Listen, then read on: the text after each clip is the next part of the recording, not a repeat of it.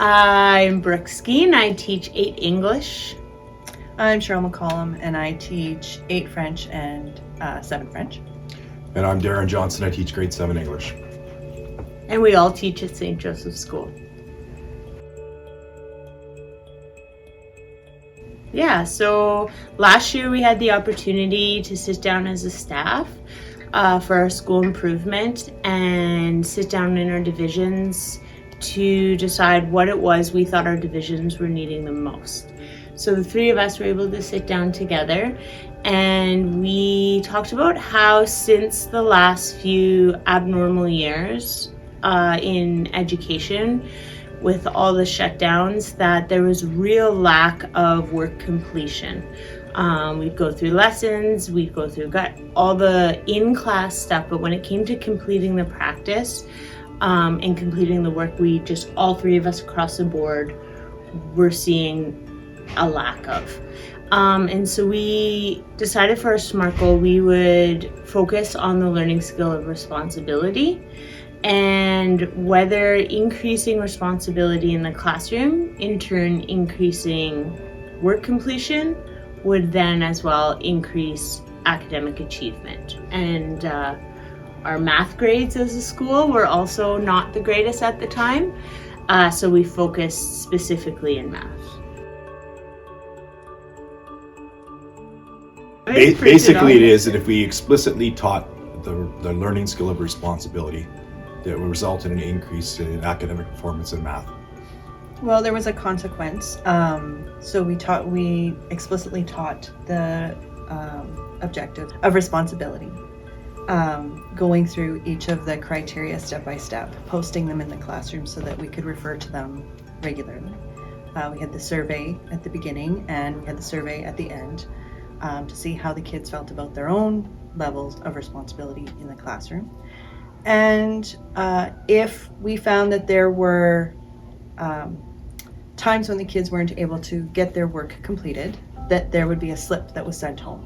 And the slip had to be reviewed by the student and the parent, had to be signed by both, and basically check off where are they lacking in terms of their responsibility. Why were they not able to get their work completed that time? And then we would collect those slips. But that was pretty much as far as that went last year. And being very transparent with them from the get-go, saying, Mr. Johnson, Mrs. McCollum, and I are all working together to help to improve this with you guys. And just talking about in the transparency, that alone, we were able to see in some students, yes. And we talked a lot about how the actions we're taking along the way, some will hit other students easier than certain students, and we're always going to have our outliers. And I think we could all say, even with our students, that their responsibility was fairly high to begin with. Just starting to talk about it last year then boosted with them. And then the transparency in, we're bringing home, if you hit a certain amount of not having your work completed, we are sending the slip home. And yeah, it might seem punitive to students, but what we express to them is something's happening that you can't get your work done. You're not getting it done in class, you're not getting it done at home. And so mom and dad, whoever's at home with you, are involved in your education. And so if we can't work together, we're going to bring them in as well. And all the slip asks them to do is have a discussion. Why aren't you meeting these? What could you do better to meet these? How can homeschool help you do that? And without it being a step, just talking about the slip upped work completion and responsibility in some students. During the 2020 COVID situation, where students were uncertain about what was going on and then there was actually no expectations of them, we had those students that are now in grade 8 now, grade 7 now. They were brought up in that COVID environment. So for a year and a half, 2 years, there wasn't a lot of expectations in terms of homework completion. So doing the homework checks regularly, seeing if that actually does connect or correlate to what their actual academic performance is kind of vital for the kids to understand that the more work that you actually do and more effort you put into it, it's going to result in higher grades for you. So teaching them how to reflect on their own work, look at checklists to see if they've accomplished all the criteria, all that other stuff seemed to be lacking. And so now it's a matter of like, these are things that you should be doing as a good learner. You should be looking at your own work and seeing, can I do better in these particular areas? You should be seeing it am I fulfilling all the success criteria? And so those things are what we're trying to turn into habits for the students so that they will see the connection between their learning skills and their academic performance. And I think what's interesting in Darren saying that is I have his group this year that he had last year. And the rubric we use, or the survey we use at the beginning, going through there. So we took the learning skill or responsibility as it appears on the Ontario report card. We broke it down a little further, put it a little more into kid-friendly language, turned it into a rubric at the beginning of this last year. Each class went through and gave themselves N, S, G, or E in each category. And then did that again at the end, and then again at the beginning this year. And when we were talking about, and all the steps in our intervention process that we're putting through this year have student input into those steps. What do you feel would help you increase? So it wasn't us saying, mom and dad are gonna be, well, our parents should probably know. If that doesn't work, there should probably be a meeting. And they went through all the things they felt, worst case scenarios they would need to do their best work. And my group this year, which was Darren's group last year, when we did that survey rubric, and then we were going through what do you think the steps should be? They said, could we do this rubric like once a month? So then we could ourselves think about more pen to paper. They're posted in our rooms. We talk about them all the time. But for them to sit in a moment of quiet and really think about, okay, how am I doing this month versus last month? And gauge their own progression.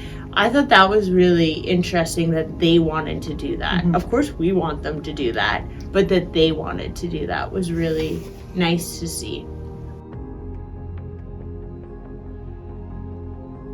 So what we did this year is we took our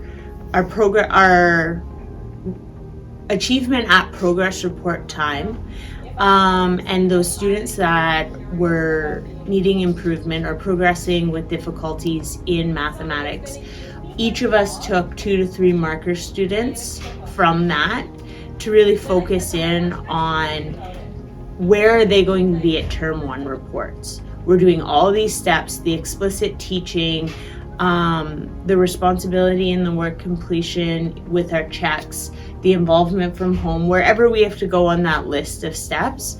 And at the end of term 1, we will have the data on paper to say, yes, it improved for those students that were progressing with difficulties at progress report time, or back to the drawing board. Mm-hmm. But I would say last year we didn't look so much at grade achievements, but at kids that weren't doing anything that were starting to do things.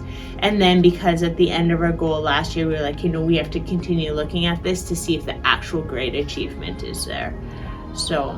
But it takes time. We need time in order to really see whether or not this is going to make an improvement, right? I think that we assess them in their learning skills based on what we see kind of anecdotally, right? Because it's not something that you can grade per se. But I don't think that we ever spend time explicitly teaching the kids what these words mean and what those letters at the front of the report card mean either, right? I know that they are all striving for E's. Oh, I got 3 E's, I got 5 S's or whatever. But do they understand the connection between that and what they need to improve on as a student? I don't think that we do that. can we actually isolate a learning skill, or are they all interconnected, right? And that's the troubling thing. We think that if we focus on responsibility, it will result in an increased academic performance. But what does responsibility look like when you're also looking at, when you're collaborating with others, there's responsibility, right? When you are doing independent work, there's clearly a responsibility for you to do the independent work. Your organization skill, there's a responsibility for you to be organized. So how do you define what those things are? What parameters are we actually all looking for? What would be, what would be our success criteria in looking at any of those things? And then that's the next thing, is like, how do you intervene in the event that someone doesn't have that particular skill? What is the proper intervention for that? Well, and I think in talking about whether it was worthwhile, at the very beginning of this, when the three of us were able to sit down and say, what are we all seeing? For us to land on learning skills so quickly shows that it is a concern in all classrooms. But from the very beginning, in our discussion of what we were going to do, how we were going to do it, we were very cognizant of the fact that whatever we did couldn't add a lot to our plate. It had to be something we could interweave into our days easily without feeling burdened by yet another task to accomplish. And to double down on should we be teaching learning skills all along this path. I think almost every time once a month when we sit down, one of us says, never mind responsibility, we could be focusing on this. Never mind this, we could be focusing on this. So we know that they're all intertwined and all of them need to be working together in order to find that true success in the student. I think what happens is that because we've realized it's a concern, we've taken more concerted effort to have conferences with students and say, look, this is how we define responsibility. Are you actually achieving that? So it's forcing the students to reflect on their own learning styles or learning skills. And then it's not so much of a, here's your letter grade, as if it's punitive. It's more of a, look, there's a conversation to be had that, we need to work on this particular thing. We think that if you do this, it'll increase your academic performance.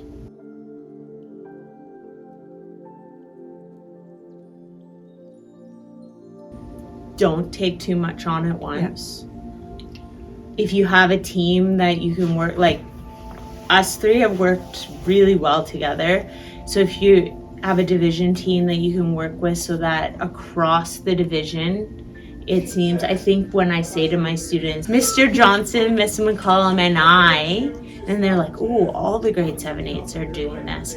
And also we have learned so much from each other, because some things that work in my class don't work in Darren's class. Cheryl has something that doesn't work in my class, and we're able to bounce off of each other and work with those things. So, yeah. The most difficult thing and the easiest solution to this is conversations with the students, like actual conferences with the students, conversation with the parents, conversations with other staff members about what those things actually are.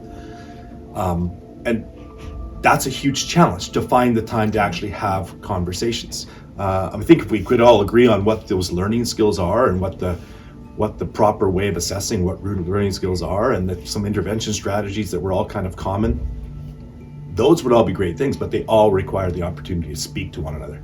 And I think we've been very lucky in that the way our school improvement has been structured, it has provided us the time to meet, because we all know we can't get release time. We can't meet during the day. And so for our admin to say, we're going to keep those staff meetings to a very, very minimum, to give you that time to do what you feel, and not being told what you should be doing, but what do you as a division think should be done? Here's the time to talk together.